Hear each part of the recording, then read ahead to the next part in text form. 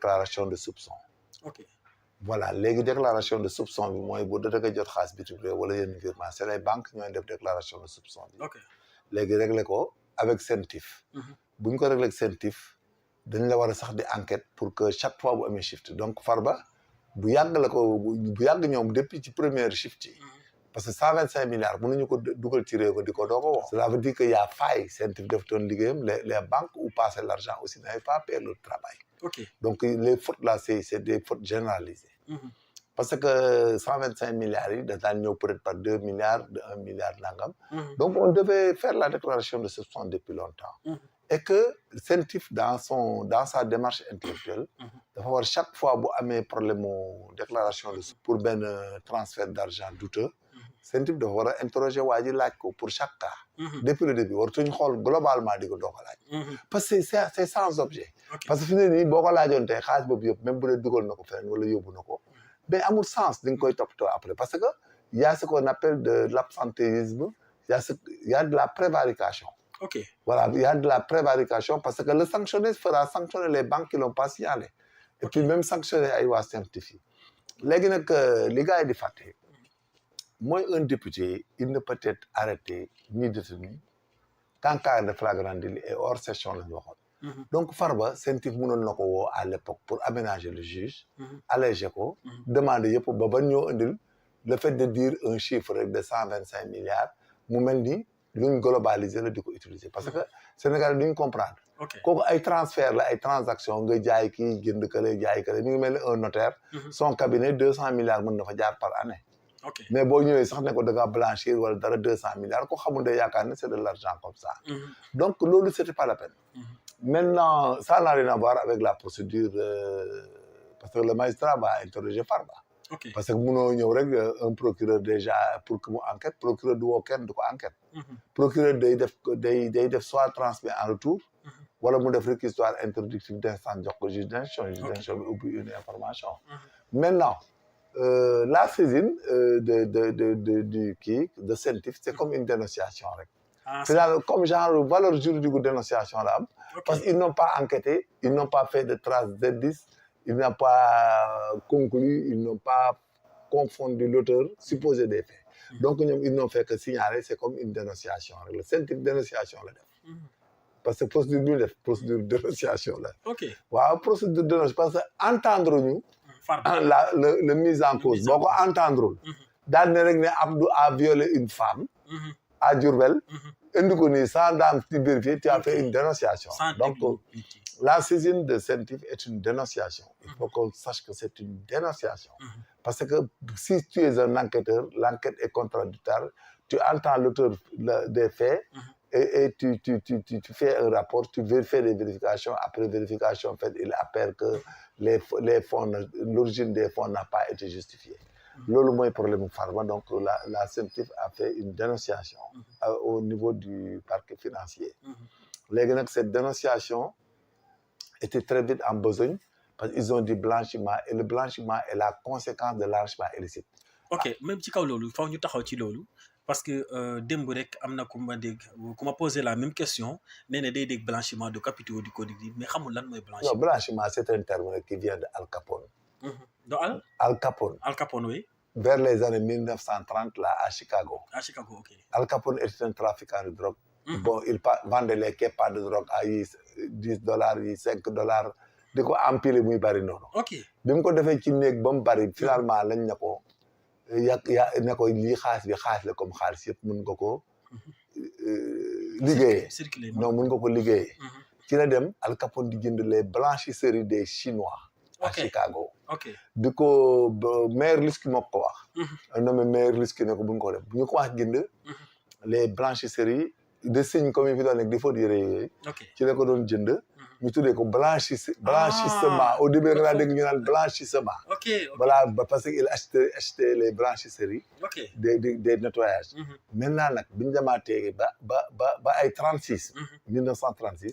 yaa xam nga maire Liski moo ko jëkkoon wax mën nga ci liggéey mu jënd blanchisserie. mais Lucky Luciano qui était plus grave et italien. xam nga ñoom dañoo yàgg a blanchir. ñoom nag ñu ne ko kii mën na dem ci industrie mooy indi la théorie. de Lawrenbach. mooy prêt sur soi-même pour justifier xaalis dans une banque. Prêt sur soi-même les sociétés écran, les spéculations sur les objets d'art, ainsi de suite. léegi looloo ko indi nga xam ne dañuy jënd ay objets d'art joxe valeur ni jënd nañ ko jaay naa ko. ok temps fekk yëpp sa xaalis la. sa xaalis les loan bank les prêts sur soi-même da ngay gis benn banque mu jox la lebal la 2 milliards. nga ñëw 2 milliards yi bu la ko lebalee nga jël 2 milliards yi après di fay ci xaalis bi chaque jour même da ngay liggéey avec une société écran. qui n'a pas un actif normal. ok donc c'est ce qui a amené le blanchiment d'argent ba mu nekk léegi maintenant une théorie dans le monde. mais le blanchiment d'argent c'est le fait de remettre dans le circuit licite ce qui a été gagné illicitement. moo tax c'est tout le temps la conséquence d'un enrichissement illicite. L'enrichissement illicite nag c'est pas un détournement de deniers publics bu ñu ko confondre. Enrichissement illicite c'est toute acquisition d'un bien ou d'un patrimoine autre qui n'est pas justifié. Donc tu peux pas justifier ce train de vie ou ton patrimoine. Tu peux pas justifier leur origine licite. moo tax ñu ne le blanchiment d'argent, l'enrichissement illicite. C'est le fait par toute personne qui après consommation n'est pas capable de justifier l'origine licite de son patrimoine ou de son train de vie. léegi nag li nga jëlee woon nag ci enrichissement illicite boobu que loolu nga xam ne tu n'arrives pas à dire l'origine licite et autres moom boo ko dugalee ci circuit beneen dans le circuit normal autre on l'appelle blanchiment. Mais il faut que le blanchiment soit un acte de reconversion de l'argent pour dissimuler son origine. Donc, ligne de Bouni, ça sera une grande procédure. Il faut appeler Farba et pour chaque shift, il faut qu'il le justifie. Si c'est une transaction de terrain domanial, j'ai acheté le terrain, il a un bail, il l'a réacheté, c'est pas comme les faux usages de faux. Parce que jaayet na ko boobu dañ koy teg à côté baax na nga demaat ainsi de suite donc mën nga ko topp comme moom doon fonctionnaire état il n'était pas signataire danaan léegi ma bu ñëwee na directeur domaine moo ma jox benn jour 20 baux ma dem jaay leen jaayee ko 1 milliard mais qu'est-ce que tu peux rien du tout da ngay dem ne directeur des domaines ngay dem laaj ko ne ko lu tax nga jox ko 20 baux Farba bu ñu demee jox ko beneen patrimoine am affecté ko en tant que CCOD et autres. Mais lui, il n'est pas fonctionnaire. Donc, c'est le fonctionnaire qui lui a donné ça qu'on va poursuivre pour abus de biens sociaux. Biens sociaux. Oui. Ainsi de suite. léegi noonu lay demee ba nga xam ne moom finalement moom ci cëppaandaw gi Farba day nekk locomotive buy entraîner ay wagon dugal leen ci kàmb gi. parce que boo demee ba ci fin man damay business damay jënd damay jaayat et tant que Sénégalais le font. Donc finalement il donne des indices et des prémices des abus sociaux qui ont eu lieu dans l'administration sénégalaise et plus précisément du côté domanial. Donc ce sont des inspecteurs des domaines qui vont en souffrir et que même les fonctionnaires yi nga xam ne waa domaine ñoo leen jox ay terrain ñu jaayat ko Farba jaayat ko ñoom sax kenn mënu leen inquiéter. Donc l'affaire là c'est intéressant. Et puis c'est complexe. Non, c'est intéressant même de savoir plus. Parce que je vois que ça fuse tout azimut. Il faut lui faire de bons procès et puis avec de bons avocats. Et puis les gens vont se défendre et puis ça sera intéressant de suivre la suite. Mais en tout cas de cause, quand il s'agit de blanchiment qui vient de l'extérieur où il y a des prémices de trafic de drogue et autres, là-bas c'est autre chose. Parce que dès que ça connaît comment gis tey ci TikTok bi mu ne Farba lui montrer de la drogue. Je pense que j'ai vu ça. Hein? Oui. Ouais, mais ce monsieur-là, on l'arrête parce que c'est la non-dénonciation d'un crime. Non, amul tuumal, da nga koy téye. Le gars, il doit l'arrêter. Parce qu'il a vu un crime qu'il n'a pas dénoncé. Mais le trafic de drogue étant instantané, et que lui, il ne peut pas apporter la preuve qu'il y a cette drogue haute, lui, ce qu'il a dit, il a fait, là-bas, il a rendu des preuves. Hein. Lui, c'est quelqu'un qu'on doit arrêter. Tu as vu quelque chose de criminel, tu ne l'as pas dénoncé. Donc, le procureur de la République peut l'arrêter. Peut l'arrêter pour affiliation, ce qu'on appelle assimilé en crime et affilié. Donc, l'affilié, c'est le complice. Lui, il a fait une affaire extrêmement grave, on doit l'arrêter. Parce qu'il n'a pas dénoncé à temps réel. Et puis, il attend à ce que Farba ait autre chose et qu'il vienne le dire, alors qu'il n'y a plus possibilité de le prendre s'il avait trafiqué de la drogue. Parce que l'élément matériel de l'infraction, le trafic de drogue est assimilé à un délit instantané. Mënoo taxaw ne da nga daan trafic de drogue te gisoo ko mu yor drogue loolu ça n'existe pas. Mais instantané la. Non waa ji il a consommé la drogue ba drogue bi jeex fumé na ko tux na ko mais bu dee tux na ko wala jaay na ko ba pare xam nga bu ko jaayee ba pare mais dootoo mën a wax ne recelé na drogue. On se demandera il trafique la drogue parce que drogue day ànd ak scellé.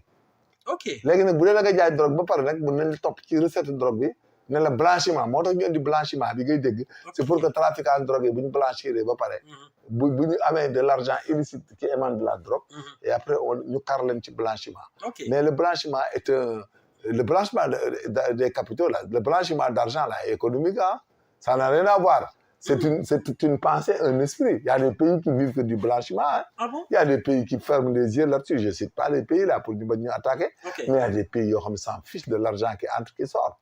C'est une écoutille. Que ça soit de l'argent. Voilà, le blanchiment d'argent économique, ça peut faire tout ce qu'on est à faire. Day takk jabar, day jënd kër, day defar usine, day defar industrie, day jënd auto, day def tout, day jënd pharmacie, créer tout. Hein. Des emplois, il y en a qui ont blanchi, mais ils sont enrichis. Oui, tout à fait. Ah oui, c'est tout. Tout à fait. Il y en a beaucoup donc. En résumé, Farba lan la mën a courir par rapport. Non, amul lu muy courir day dem justifier ou il ne se justifie pas, il l'arrête pour blanchiment d'argent, enrichissement illicite, blanchiment d'argent. Parce que lui, s'il lui demande, faut jënd shift bi milliard bi parce que milliard bu la ko nit viré da nga mën a xam fu mu jógee. Il faut que mën ko justifier, c'est pas ay 100 000, 200 000.